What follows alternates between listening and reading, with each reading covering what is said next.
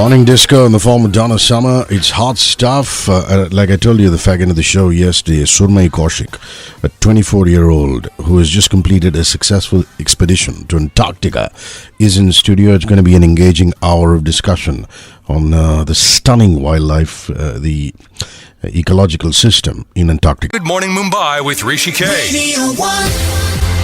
Hello, great to see you. Welcome back. How you doing? I'm doing great. It's so nice to be here on the show with you, spending this early morning and speaking about the expedition.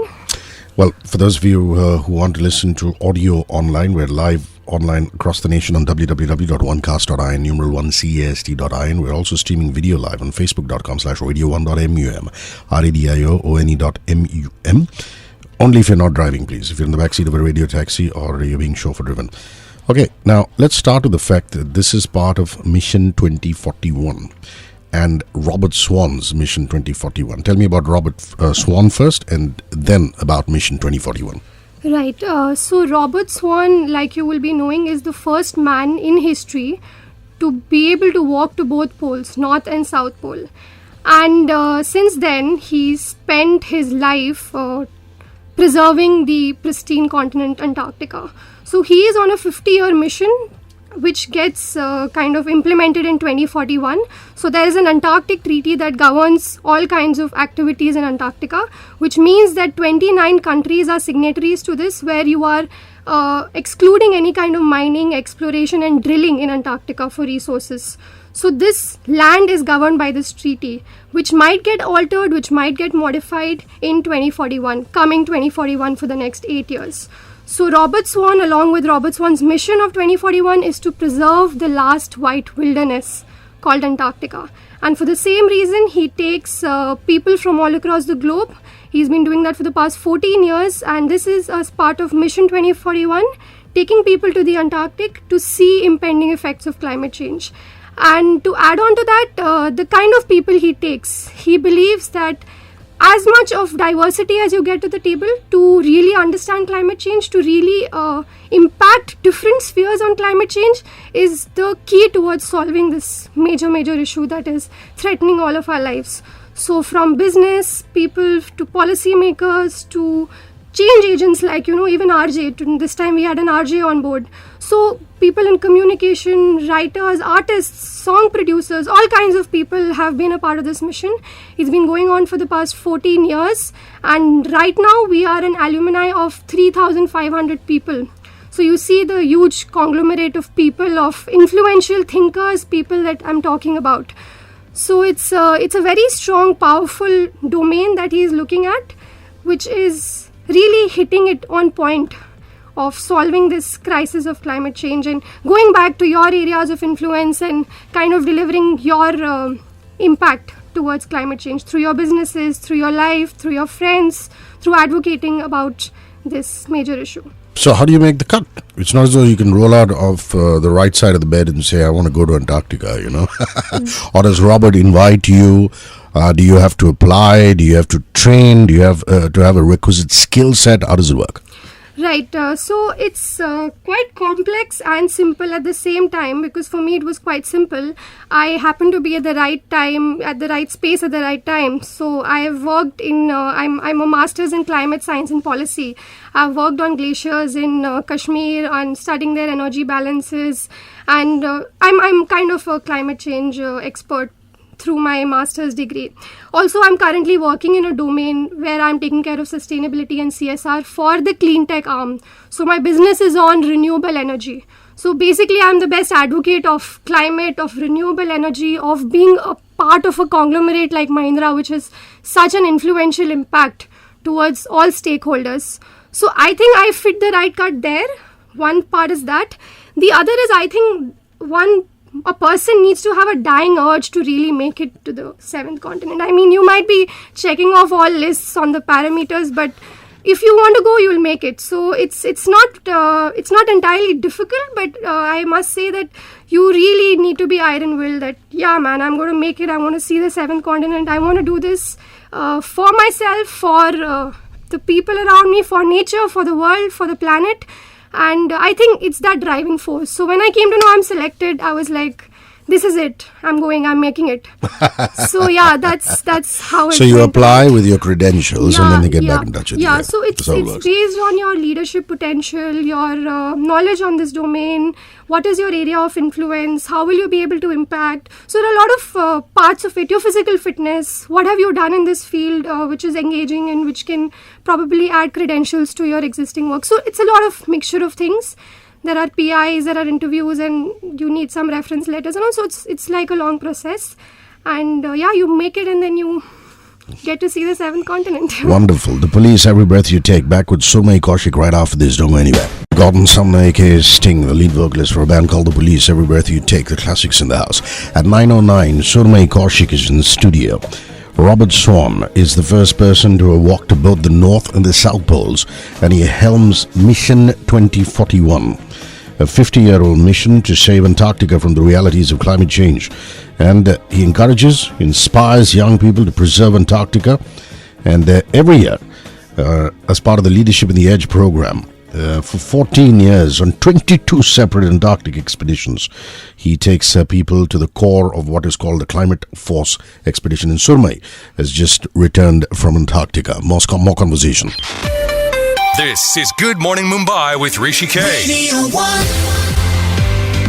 Describe to me the most stunning moment of your entire Antarctic expedition. How many days was it? How many days did you spend in Antarctica? So we spent 2 weeks in Antarctica. And the second question is a stunning moment. Stunning moment. Yeah. So to be very honest, I can't pick one because every day was a new revelation and every day had a new learning. So they were very, very impactful. Each and every single moment spent in Antarctica has live visions in front of me that probably, I can't explain. But 2 moments that I'll tell you about, one of them is diving into the water. So towards the end of our trip, in the starting of our trip, what we were told is that, if you get into water, you might, die in about 2-3 minutes of surviving because it's really, really cold. And our gear check was done, and we were told that if you're not wearing waterproof stuff, we will hose you down to check if it's waterproof or not. So they were making sure that through no elements we get wet, because if we get drenched, then you'll just really, really freeze down and you'll spend a horrible day. And on the final day, they're asking us to jump into the water, which was really, really alarming. And so towards the end of the trip, they have an announcement on the ship which says, we are ready for the polar plunge, is what they call it, which is diving into the sea. Please prepare yourself mentally, physically, and spiritually. Okay, this is what happens. And everybody is running amok on the ship and, trying to brace themselves. Everybody wants to do it because you come to Antarctica and you want to kind of claim that feeling and you want to jump into the water and actually feel like a native of that place. So yeah, you can never be prepared for this. You're standing in a line in your bathing suit, in your swimwear with a towel on you, and the cold is just kind of knackering you down. And you finally go to the edge of the ship and you take a leap, and you take a jump. And I think that's just one of the best feelings of the trip. So when you hit the water first, you were just stunned? Or were you thinking, I'm going to die? So we are harnessed. We are harnessed, okay? And it's people are doing it, but that still doesn't rob the fear out of it, because it's crazy cold, Hrishi. It's so cold you can't imagine. Like, you've not thought of it. But yeah, once you're in and you come out, you feel invincible. So that is one of those things. And the second most powerful is to just sit on the white ice sheet and to just kind of ponder over life and over actually making it to the seventh continent, because I'm sure very, very few people get to do that. So that feeling of responsibility, of love, of gratitude really, really seeps into your body and it shrivels you up, and each breath you're taking out there makes it colder and colder, but something is really, warm in your heart and keeps you really bright and keeps you on the highest possible So spirits. you lie on the ice and you're looking skywards. You're looking skywards, you're looking at the seals around you who are just, kind of spending their idle time looking at each other or goofing around, doing some trickery. So it's really amazing to be a part of that ecosystem. You forget You zone out, you don't think, you don't have emails cluttering you, you have no access to technology, you have no one you know. I came all the way from India with knowing nobody, with, no, I was not in constant touch with my family or with anybody, which is such a good feeling sometimes. You really need to disconnect to reconnect, right? So it was just that whole, 2 weeks, what it gave me. It was life-changing. It was truly, truly life-changing, to say the least. To say the least. To say the least. And this is the Antarctic summer, which would be what, -8 degrees Celsius up to what, -35, 36? Yeah? Yeah, you're right. You have any questions for Surmai Kaushik, or you have any reactions to what you're listening to on the radio or online, then let us know. 1 space your comment, or 1 space your question, and your name to 53650. 53650 is the in-studio SMS line. On Twitter as well as Facebook, you go to the search bar, you type HRISHIKAY, I will pop up. You could tweet out along with your name, post in the timeline inbox on Facebook along with your name, facebook.com/radio1.mum, our official page. Drop a question or a comment on the timeline or inbox for Surmai Kaushik, and I'm happy to bring it up on air. We're streaming audio online across the nation on www.onecast.in, numeral 1cast.in. You want to see more videos, facebook.com/HRISHIKAY, that's HRISHIKAY on Facebook. You'll see them on the timeline only if you're not driving. And of course 94.3 on the FM band on your radio sets. We're going to take some messages and come back at 9:14. 94.3 Radio 1. Roxette, how do you do? At 9:24, it is Marie Frederickson's birthday. Marie from Roxette, Perges Lane, Marie Frederickson. Thank you for the music, and happy birthday, Marie. Surmai Kaushik is just back from Antarctica. She's part of Mission 2041, the renowned Leadership in the Edge program. Robert Swans helms it, the explorer, the first person to walk to both the North and the South Poles. She herself is a master's in climate change and ecologist of I would like to believe, of great repute in the future. More conversation with Surmai. This is Good Morning Mumbai with Hrishi K. Radio 1. So come on now, let's talk about the ecology. Now that we talked about you lying down on the ice and peering skywards and going, jumping into the bitterly cold Antarctic Sea. There's seals, there's penguins. Who's the friendlier of the two? And did you manage to see anything else? There are polar bears? So yeah, one myth that people have is that Antarctica has polar bears, but polar bears and walruses are only up north, which is the Arctic. The Arctic. Yeah, so the Antarctic is home to penguins. Penguins are like the showstoppers of the place, as you can say.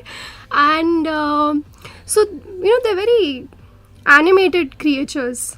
Either they're bustling with activity and they're just flapping their wings around, or they're all in an army, camouflaging with the landscape and just, kind of cocooning and looking down at themselves. So it's really absurd how they transition from electric energy to complete stagnation. And they are goofy. Okay, so you go to Antarctica and you think of white snow and really pretty things and completely blissful, clean stuff, but you can smell a penguin colony from probably miles away. Because they stink, they defecate and their feathers molt away, so they kind of do create a bit of a dismal figure. But yeah, they're amazing. They're amazing to look at. They are so energetic. They're so inquisitive. So at each time we were supposed to maintain a distance of 5 meters from the wildlife, from any wildlife crossing, because we don't really want to get into that territory and harm them in any way. But they would come at us, beaking at us, or coming and kind of tucking at our jacket, or kind of trying to take selfies and doing all of that kind of stuff. So penguins were definitely, you cannot get tired of looking at a penguin. They are so fascinating. They're so cute. You want to take one home. Like you see a penguin, you just want to hug it and take her home. It's like that. That's a feeling with all of us. Although we were told, you're going there, you have to make sure you don't get anything and you don't take back anything, because it's a pristine place and you had biochecks, made sure there were no pollens around you. Everything is sorted. But I think every single person down there had a sinking feeling, oh, wish I could take one back home, because they're so pretty and they're so cute. Besides penguins, I think the highlight was seals and whales. So seals were chill, there were 3-4 kind of seals that we saw. So fur seals, leopard seals, crab eater seals, and some of them are a little wary, like, you know, if you're crossing and stuff, they might just get agitated and look around and flip flop around. And the only thing you have to do as a precaution is you just have to stand tall and do this. Okay, like you just have to raise your arms and stand tall. So the seal thinks, oh, you know, this guy is bigger than me, so, you know, I might as well just let him pass. So it's like that, you know. So it's a very transactional behavior between a seal and a human being. Seal is chill with you, you're chill with the seal, and so you just maintain a little bit of distance. Seals are wonderful. They're all kinds, and some of them are friendly, some of them are just in the water, kind of crossing over your boats, your zodiacs, and trying to get out of water and swim across. All of that is a lot of fun. Whales were so intensifying. We would be on these rafts called zodiacs, kind of cruising around the Antarctic waters, and there would be whales in such huge numbers. You know, we would see ripples on the sea, and we would see the bubbles coming out and, like, you know, movement. So before a whale really does the breach, there are a lot of seagulls, there are a lot of cormorants, there are a lot of birds that come in and, you know, kind of climb over its shaft. And when at that right moment, when the whale comes out of water like an extension of the sea, flips its tail and gets back into the water, there is nothing more mesmerizing than that. Like, not even a penguin is as mesmerizing. How something as huge as a whale flips over, and, you know, there's no real scientific reason for why a whale does that. So it's just pure beauty and pure eccentricity of an animal to flip out of water and come back in the most magnificent and most very artistic way possible. So whales were a highlight. We would just be out all day and spotting the best kind of whales, and, like, you know, somebody would see from that side of the deck and we would all just rush back, cameras clicking. And so we would have announcement of the ships, you know, we've spotted a blue whale there, and we would all just rush down. So whales were intense. From morning to night, this is all we did. We just looked at whales.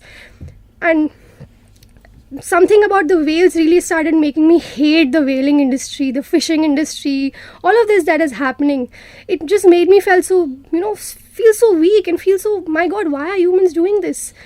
And some eating non-veg, and I thought, like, I can't do this anymore. So that's how powerful the whales were for me. I think whales really, hands down, they were the most important part of the ecology for me in this whole trip.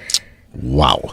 Streaming audio live online across the nation, www.onecast.in, numeral1cast.in. So tell your friends and family across the country if they want to listen to this engaging discussion with Surmai Kaushik. And of course, if you want to see some live streaming video, we're live on Twitter now at HRISHIKAY on Twitter, and 94.3 on the FM band on your radio sets. It's Kid Rock all summer long. Back in a couple of minutes with Surmai. The controversial Kid Rock makes some great music all summer long. 9:35, inspired by Sweet Home Alabama by the excellent Lynyrd Skynyrd. Surmai Kaushik is here.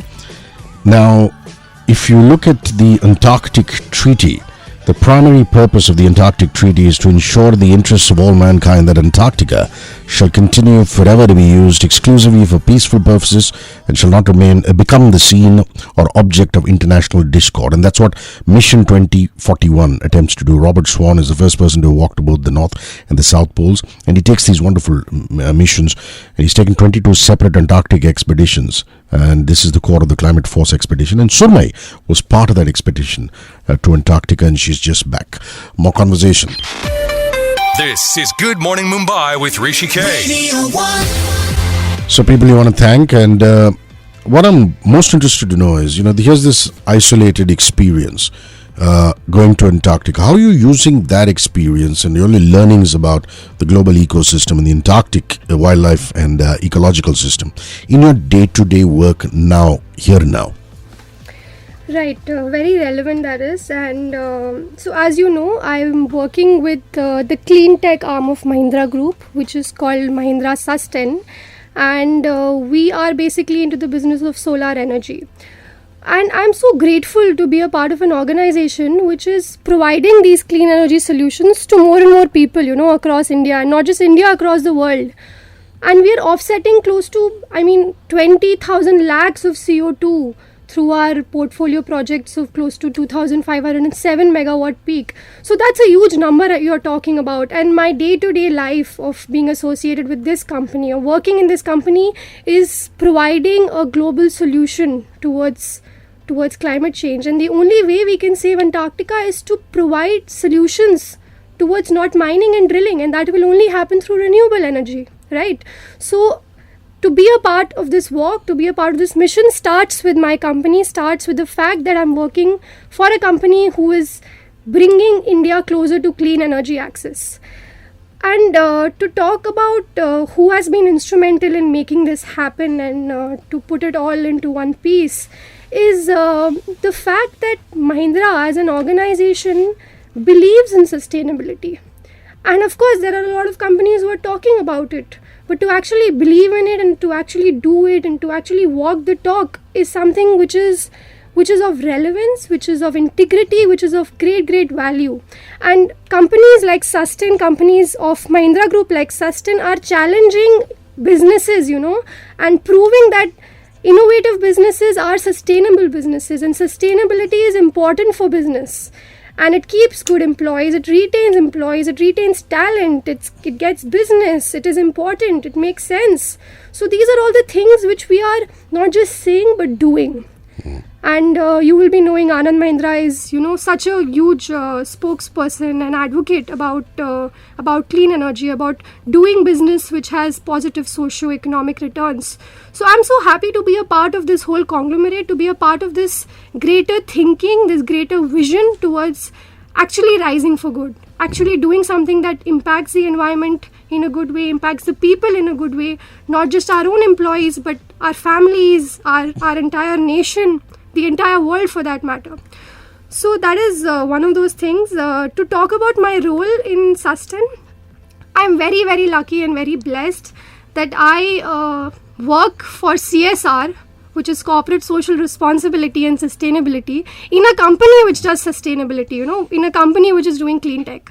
So the great part of my job is that I get to travel to all these rural places and light up their lives in different ways, because every company has a CSR budget and, projects that they're doing towards social development.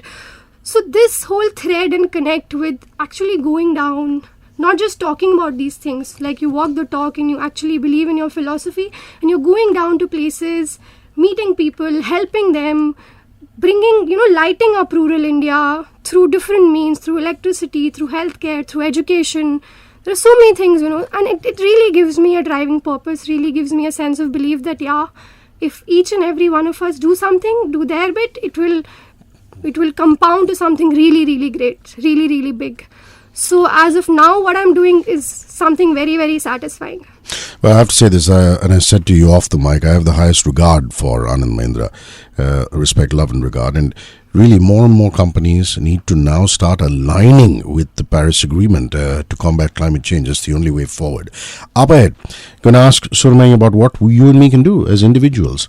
And really, what is the state of our glaciers? I mean, she's been to the Kashmir Glacier, she's been to Antarctica, and let's talk about the polar melting caps and what we can do at our individual levels. Do you have any questions and comments? You know that at the end of the show, I read out everything. So one space your comment or one space your question and your name to 53650. 53650 is the in-studio SMS line. On Twitter as well as Facebook, you go to the search bar, you type HRISHIKAY, it will pop up. You could tweet out with your name, post in the timeline inbox on Facebook with your name. Facebook.com/radio1.mum, our official page. There again, drop a comment or question for Surmai Kaushik along with your name on the timeline inbox, and I'll bring it up on the show. See you in a bit. It's 9:41. I'm Hrishi K. 94.3 Radio 1. This is Good Morning Mumbai with Hrishi K. Radio 1. Fields, Calvin Harris, Pharrell Williams, Katy Perry. Surmai Kaushik is just back from Antarctica as part of Robert Swans, the first person to walk toward the North and South Poles. Mission 21. In a group that involved even a 13-year-old girl and people from various walks of life, and she herself is a master's in climate change and works in the spheres of sustainability. So let's talk sustainability now. This whole thing about the polar caps melting and the ice glaciers melting in the Arctic Circle as well as Antarctica, given your experience in the Kashmir Glacier as well as Antarctica, Talk me through it. I know it's a very vast subject. Enough has been said about it. Al Gore has been going to town on it. But with your expertise, what are your thoughts on it? I'm not sure I have the right expertise to talk on this matter, but I'll definitely share my views. So sometime close to 1990s, we had the breakdown of Larsen B and Larsen C ice sheets, which became a really historic event for climate scientists, for policymakers, and it was a reality check that this ice is melting and it will inundate low-lying areas and it will cause havoc. The whole concept of global warming was evolving. And this whole trend, of the climate changing, as we talk, oceans are warming, climate is getting warmer, the ice caps are melting. It all does sound like a fallacy unless you really see it through your own naked eyes and through your own bare eyes. So I feel that seeing is believing. I will not say that in a short span of 2 weeks I could gather every single nuance about the climate changing in Antarctica, but the evidences of climate change in a place like Antarctica are so evident. Why? Because it houses 90% of the ice of the world, 70% of the fresh water. Antarctica is immense. It is as huge as probably Australia, right? And it's completely uninhabited, and it has nobody from any country. It has no currency. It has no ethnic group. It is a place which is really the end of the world. But when you see that something that you're doing in India is causing an impact down south in Antarctica, it really, really makes you think and makes you wonder. And makes you wonder to the extent that, with great power comes great responsibility. We must understand that every single step that we take in our lives does have an impending consequence over the larger scheme of things.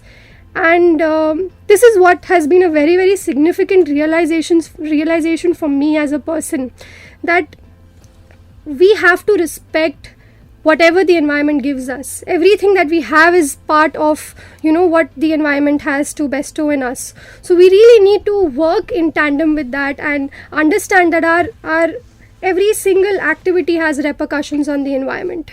And with plastic pollutions in oceans, with the marine ecosystem and wildlife of the Antarctic changing, I think it is a scenario which really, really creates bewilderment around, because so we have the Antarctic Treaty which governs the continent, which we spoke about, but the ocean is not governed by any treaty.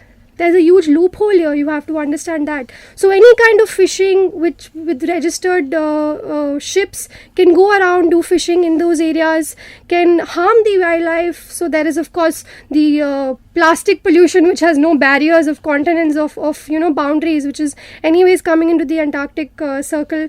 And the polar South Ocean is one of the biggest carbon sinks that we have, which is so very important for our fight towards climate, And if this ecosystem is so fragile and is getting hampered with, I think it has a huge cost for us to pay.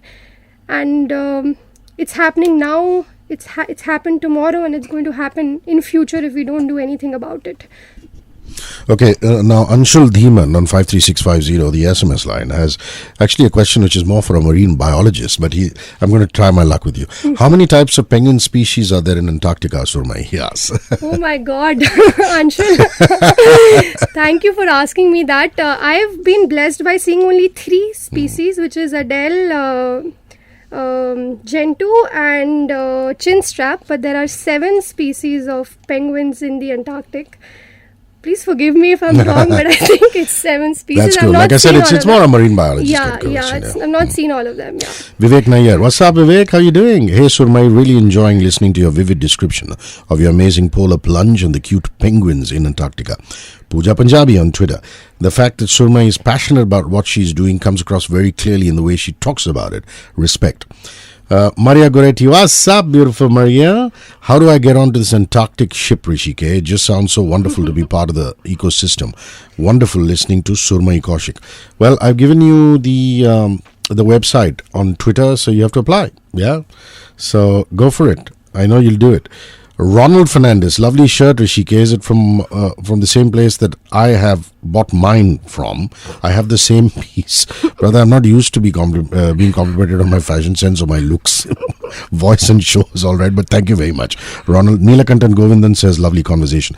Okay, got to wrap this up. What can we do in India? What can we do in our day-to-day lives as human beings to do our bit? Right. So something very important I want to bring to this whole platform is that there were 30 of us Indians who went to Antarctica. And why is it that we are so much in number is also because we have such a huge stake to play here. India and China are going to be the future leaders, and this whole climate battle is in our hand. It's in our court. And it's only if we do take keen leadership on these aspects is when we can solve this global crisis. We are a nation of 1.2 billion people, and we also are a nation which has one of the highest amount of GHG emissions. So it's a no-brainer for me. We the youth, especially the millennials, and India is also one of the youngest countries. So it only makes sense that we people are the torch bearers of this, and do our bit towards living in a place which has clean air. Like, it's as simple as that. Why do you want to live in a place where you cannot breathe? The status of Mumbai, Delhi, all of these metropolitan cities is so bad. I mean, it really is damaging each and every one of our lungs. It's crazy. So I feel that as young leaders, as passionate people, as people who are cognizant of the nature of the environment, we must really go out of our ways and understand how is it that we can make a change. And it's not something which is very monumental that you have to do. You can start by doing very, very basic things.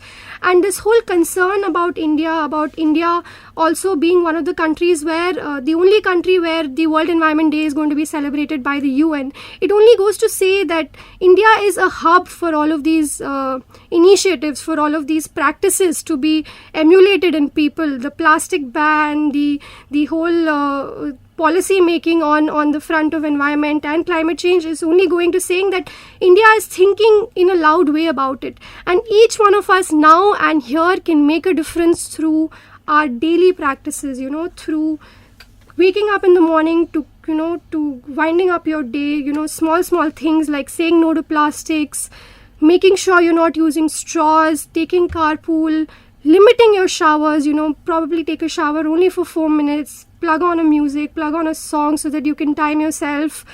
Small things that you really need to attribute towards changing your lifestyle. I think it's more easy said than done, but these are things which have really invigorated my mind when I've come back, and I'm personally attacking myself. How am I going to become a climate warrior, be a sustainability champion in everything that I do throughout my day.